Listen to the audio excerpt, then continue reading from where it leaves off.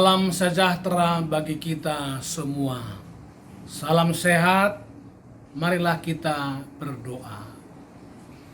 Damai sejahtera Allah yang melampaui segala akal dan pikiran manusia, itulah yang memelihara hatimu dan imanmu sekalian, dalam nama Yesus Kristus Tuhan kita.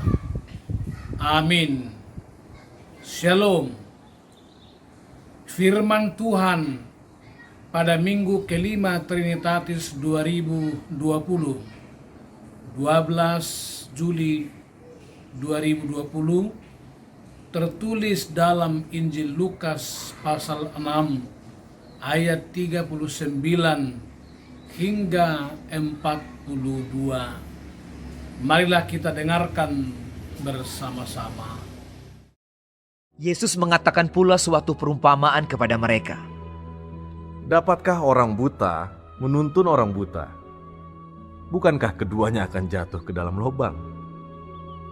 Seorang murid tidak lebih daripada gurunya. Tetapi barang siapa yang telah tamat pelajarannya akan sama dengan gurunya. Mengapakah engkau melihat selumbar di dalam mata saudaramu, sedangkan balok di dalam matamu sendiri tidak engkau ketahui? Bagaimanakah engkau dapat berkata kepada saudaramu, "Saudara, biarlah aku mengeluarkan selumbar yang ada di dalam matamu," padahal balok yang di dalam matamu tidak engkau lihat?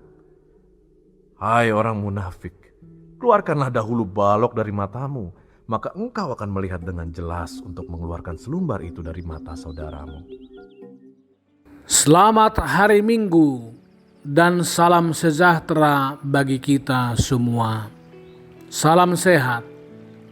Semoga anak-anak kita lolos memasuki sekolah baru yang lebih tinggi pada minggu yang lalu.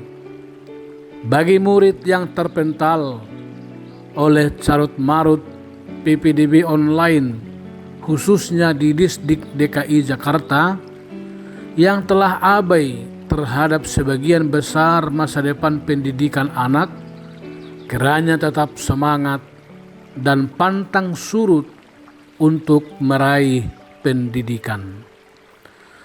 Saudaraku, pendidikan merupakan satu hal penting dan amat berharga dalam hidup kita, baik di tengah keluarga, gereja, masyarakat, bahkan bangsa dan negara.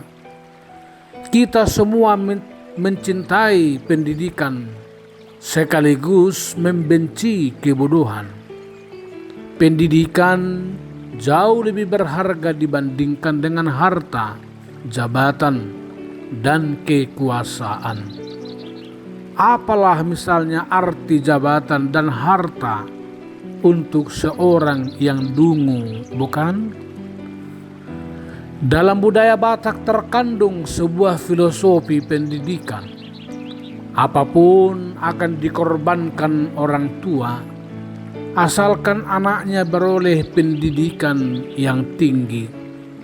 Kini dunia sedang berlomba meraih pengetahuan untuk menemukan vaksin COVID-19. Tak terhitung berapa biaya yang digelontorkan berbagai bangsa untuk menemukan vaksin tersebut. Saudaraku yang kekasih dalam nama Yesus Kristus, alamat awal kritik Yesus dalam teks ini adalah para orang Farisi yang munafik. Mereka sesungguhnya sudah menjadi guru dalam hidup beragama bagi bangsa Yahudi. Namun kenyataannya mereka justru menjadi guru yang menyebalkan, bahkan menyesatkan. Mengapa munafik? Karena mereka memainkan peran dan moral ganda dalam dirinya. Gemar menunjukkan kesalahan orang lain, namun enggan melihat kesalahan sendiri.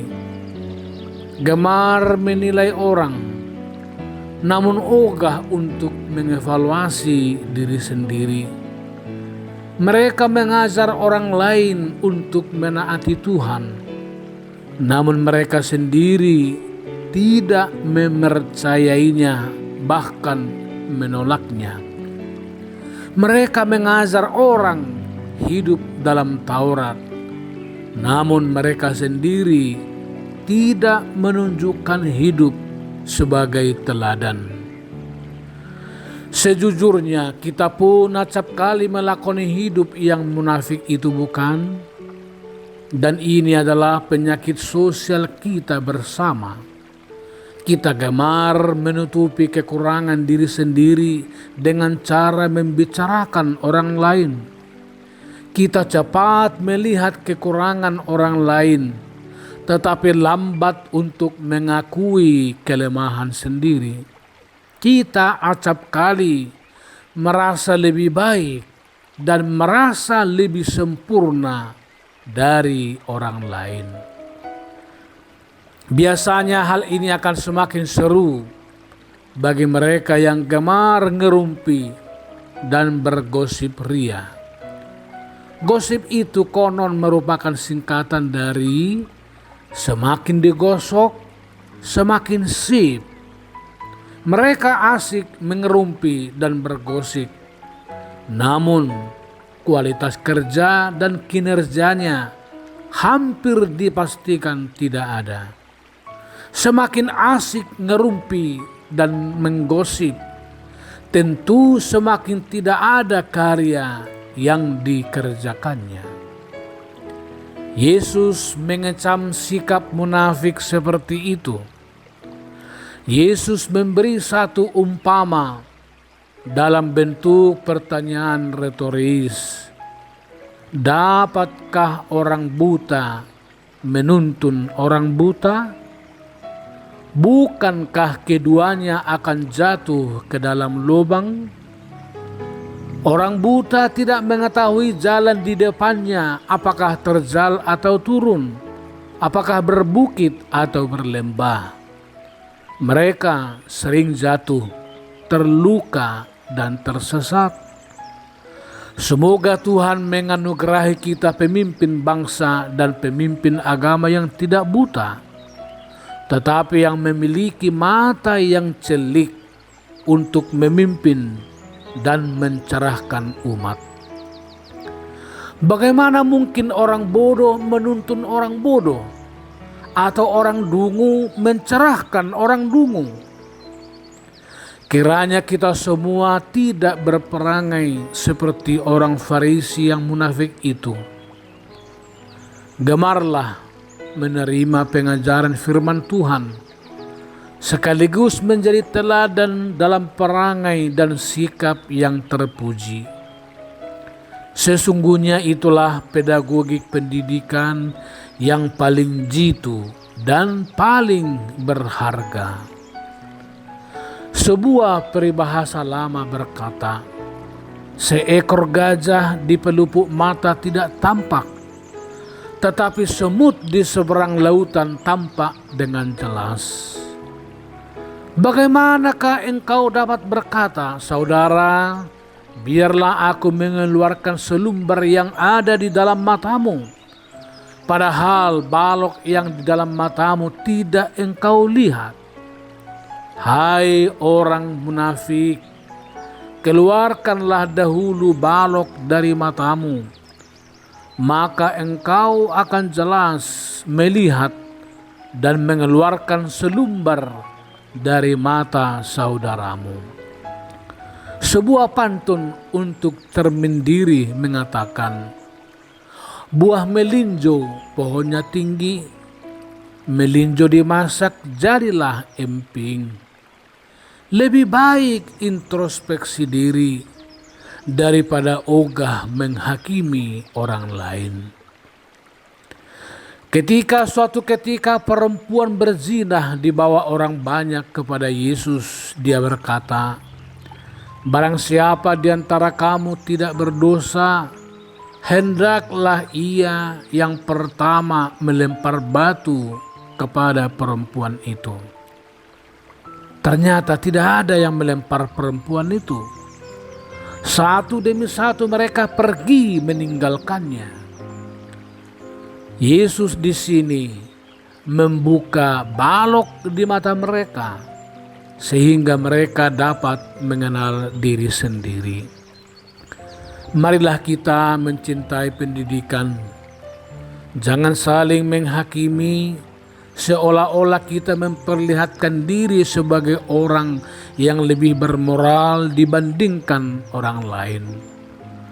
Perlakukanlah orang lain dengan penuh kasih, siapapun dia.